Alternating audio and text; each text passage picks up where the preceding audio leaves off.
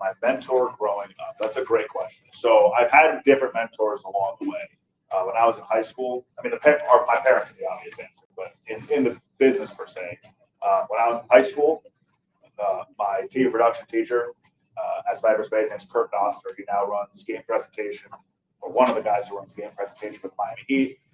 He also works on the game crews with the Marlins and the Dolphins and the Panthers. So he would be one of them there. In college, I worked with somebody named David Brody. David was a sports broadcasting coach. So basically, he would listen to my tapes every week and critique them, and him and I developed a really good relationship. And then there are other play-by-play guys in general. A guy like Ian Eagle, someone that I relied on a lot for a lot of questions, especially when we see each other in person.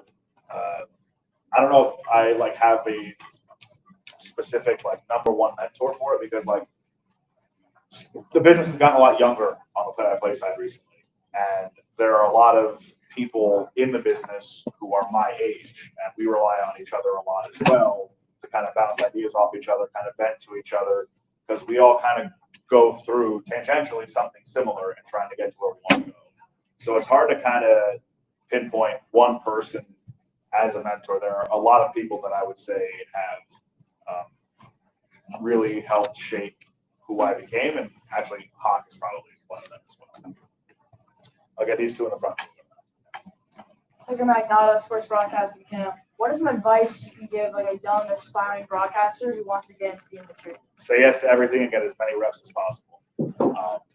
Like I said earlier, when I went to USF, it's not really known as a broadcasting school, but I learned basically trial by fire. And I'm not sure I'd be here today if I didn't do the hundreds of games between what was going on campus at USF and then the minor league baseball stuff that I was able to kind of go towards the end of my time in college.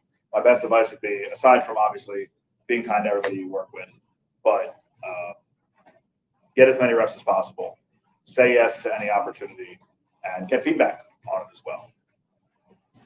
Miles Barron Sports Broadcasting Camp. What has been the most difficult part of your broadcasting career so far? Not to get super serious, but the most difficult part, honestly, sometimes is the self-doubt, right? Because we go into every broadcast and we want to think that we're going to nail it and it's going to be great and it's going to be perfect. But the reality is, it's not going to be perfect, right?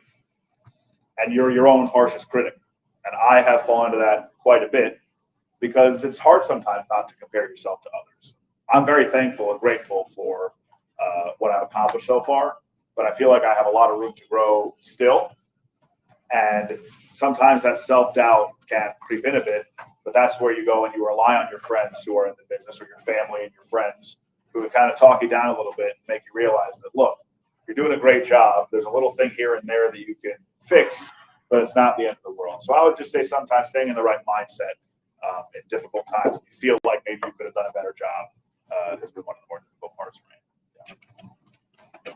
Yeah. Hold on. Sorry. We got to at the same time. I'm sorry. We'll go you first, then you.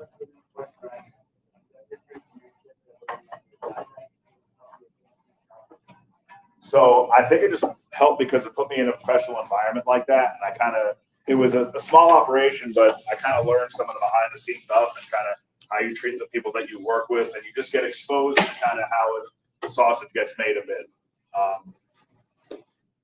There were times I'm 14 years old and the host books a guest, and I have to be the one that calls the guest and be like, hey, I'm going to put you on hold, and the host will bring you on in a minute and a half. I remember vividly, I don't know if you guys know his name. You'll know his name. But one week, Bill Romanowski was booked as a guest. And Bill Romanowski in his playing days was viewed as kind of a hothead and could be a bit intimidating. And I was 14, 15 years old, and I had to call up Bill Romanowski and be like, hey, Bill, this is random teenager from Palm Beach. I'm going to put you on hold. But no, I think just kind of being in that environment, kind of seeing a little bit how the sausage gets made and making those connections early. So much of this business is being able to connect with people in it and network well. And that was really my first introduction to it, because like I said, I got it because I just reached out on Facebook to the host, and it just kind of worked out that way. broadcasting games, what is the best moment you've ever had? So the most recent, my favorite moment, honestly, is from that Bucks game. It's not my overall favorite, my favorite from last season. There was a dunk on the field at the time during a punt. I don't know if you saw it yet. The Tampa Bay Buccaneers. It was on like 20-yard line during a punt return, and the crowd was going nuts for it. They had workers trying to shoo the duck off the field, and while that all was happening, the play starts, and the Bucks block the punt, take it for a touchdown, and the duck kind of became a viral moment at the time. So that's one of my favorite memories from this year. I'll get roll by roll there.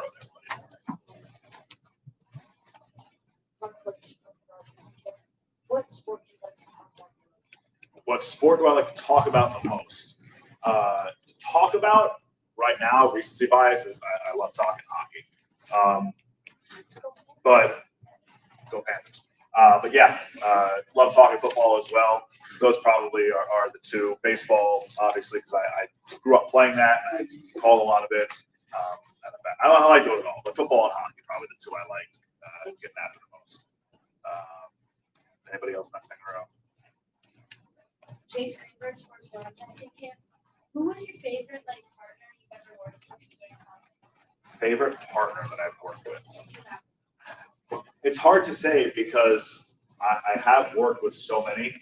And I think that's one of the cool parts about working with Sports USA, like you, or really in general. It makes me better, right? Because then I have every analyst is different. So now I have to kind of work myself into a rhythm to see what suits them best and make the broadcast good. I've been fortunate to work with a lot of great analysts. James is really fun to work with. The guy in the picture from New Orleans, his name is Brandon Noble. I probably call games the most with those two, Sports USA, and they're awesome. Brandon played defensive tackle in the NFL for a while. Worked with Doug Gottlieb. I've worked with Tony Miola most recently, who was a Hall of Fame goalkeeper, played for Team USA, played in MLS for years. He's an awesome guy. There are honestly too many to name. That's a hard question. I've really enjoyed working with everybody that I've got an opportunity to. We'll come back to you after this week. We already got one. Yeah. What's the biggest blowout you've ever seen? Biggest blowout I've ever seen.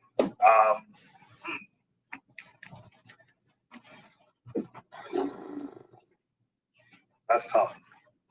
Sometimes they run together, but I've definitely done some minor league games where it's like 15-16 to 1 in like the 5th or 6th inning. And yeah, those are always fun. But those types of games really help make you into a better broadcaster, right? Because it's easy to, it's not easy, but it's easier to call the bigger moments, to call a close game, because the game in front of you dictates it. You just describe the action that's happening. But in a blowout, I'm not calling every pass. I'm not calling every made basket, or you know what I'm saying? It's more storytelling. It's more, all right, how can you still keep the viewer or the listener interested in a game that's out of hand and the result is already pretty much determined?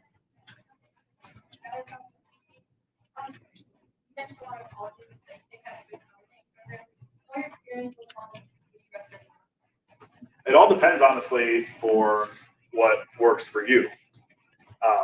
I would make sure that when you're going through that process, you are researching, all right, is there a student radio program? What kind of broadcasting program is there to get reps for myself, whether it's early, whether it's late? I know Syracuse, obviously, an amazing broadcasting school.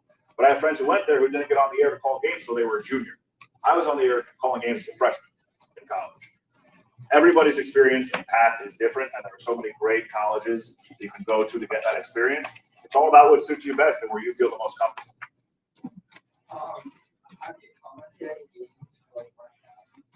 No, but that's on the bucket list. I've done college basketball. I did some Pac-12 when it existed for FS1. Did some Conference USA, A10 for CBS Sports Network and Stadium. But never been able to do March Madness yet. That's certainly on the bucket list. Yeah.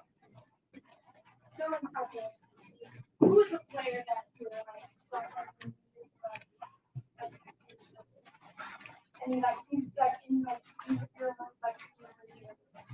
Mahomes is like that. Lamar Jackson's like that. Those are the two that jump out at me right away. TJ Watt with the Steelers. It's the names you would think. And like Lamar Jackson has made some plays in games that I've done that are just ridiculous. Even in that Eagles-Ravens game from earlier this year, Saquon had an amazing run. And there was one towards the end that he broke off that I punctuated it with, that might be his MVP moment. Of course, you know what a great year that Saquon didn't win the MVP, but obviously it was phenomenal. And he is as good as they are on TV to watch. They are just as good in person. What is the loudest moment in the stadium that The loudest moment in a stadium? Wow. That Florida game against Tennessee was definitely up there. I'm trying to think of one that tops that, and I'm not sure that there really is. Like the Kansas City one, obviously was loud, and there have been loud moments, but like 90,000 people at the Swamp all at the same time going insane for a game-winning Hail Mary against their rival, like it's really hard to top. Let's go 2 more questions. Zeke has an interview set up with Josh, and then we're going to take pictures really quick. We're going to do day campers pictures first. what announcer per se should out in broadcast? So I grew up down here, so I love watching Rich Waltz and Tommy Huff do Marlins games, Steve Goldstein doing Panthers games, Eric Reed doing Heat games. The Dolphins don't really have a local TV broadcast, but like it was Jim Nantz, it was Joe Buck, like all the names that you would think. But down here, and I would watch every single Marlins game with Rich and Tommy, and they were like the soundtrack to my childhood growing up with the Marlins. So it was definitely that. After the question, I also wanted to show my boards really quick. When he's presenting out. Yeah. And I'll get to the question in a second, but I just want to show you guys kind of the prep process is like. So here were my boards from the Portland LAFC game. I like to kind of have most things all kind of concentrated as much as I can on one sheet, so I don't have a bunch of different things around me, and I can just kind of look down at it myself. So for Portland, I've got their last game, what they did, some notes on that, and then general storylines, and then series history against LAFC, and then some stuff on the season before. Our goalkeepers, defenders, midfielders, and then forwards and other midfielders that can't fit down below.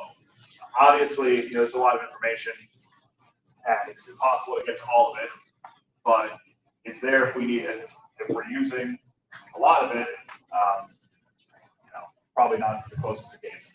Because at the end of the day, like I heard Joe Buck say this once on a podcast. He said, look, we can do all of our prep and we can have all this information on our boards. And then the game starts and the game dictates what you talk about. And you talk about the game. And your head's not on your board. You're not looking at it. You're calling the game. So all this information is great and it's there if necessary, but you don't always use everything. This game actually was the game that Olivier Giroud scored his first goal in MLS. On a free kick just outside the penalty area, a bar down. It's sick. But yeah, so this is what I have for soccer. Same thing. Their last match was against San Jose. This one. Storylines to date, series history against Portland, and then what they did last year, and then same type of deal with our coach. This is actually the first game that LAFC played right after Steve Cherundolo, their head coach, had mentioned that he was not coming back after the season. So there's the soccer one. I just want to show you the football ones really quick. You want to see Dolphins, Eagles, or Ravens? Dolphins! Very good. Yeah. Okay, it's all three. So same type deal. And so remember, the soccer ones were for television. This is for radio. So, and obviously, as someone who follows the Dolphins very closely, I know more about the Dolphins than I would probably about other teams, because it's the team that I kind of talk about during the week on QAM. So I know the most. The information might not always be included on here. I might just know it off the top of my head. But I've got our last game stats underlined in blue, season stats in red, and if there's any other career notes, I'll have that in the box as well. Defensive notes, general team notes, defensive coordinator, and their season stats and their rankings on defense. And then here is the offense, same type deal. There's Tua, some notes on him, offensive nuggets, offensive stats, coaches, goal line, kickers, tight ends, running backs, wide receivers. And obviously, everybody has different mechanisms for how they put their boards together. Different things work for different people, but I've been using this template since I was in college, and I'm used to it, and I love it. I know you guys want to see the Eagles and the Ravens, so I'll show you. Eagle. So here are the Eagles. Wow. I believe this is from that. Oh, this is the Panthers. This is right after Baltimore. So easy prep that week. There's the defense. Get each number off. Who's number? I never get on. Which person? I was thinking wrong like that. Oh. The exciting whites. And then here's the offense. Saquon, Jalen. And like there are times where I really got to self-edit because there are nuggets that I'll come across in my prep that I'll think, wow, this would be great to include in the game. And then I run out of room, and then I think to myself, I'm on radio. I'm going to call the play. Maybe I'll get a chance to get the nugget in, but I got to leave room for my analyst to talk, and I'm not really sure I'm going to get it anyway. So I got to kind of filter myself on what I include and what I don't include. And I try and keep it to really the main things that will help tell our story of the game on a weekly basis. So there's the Eagles, and then I'll show the Ravens one, and we'll take that last question. I think. Yeah, well, we're gonna have somebody ask you your One-on-one questions. Yeah. because we're close on time. I'm gonna get started pictures after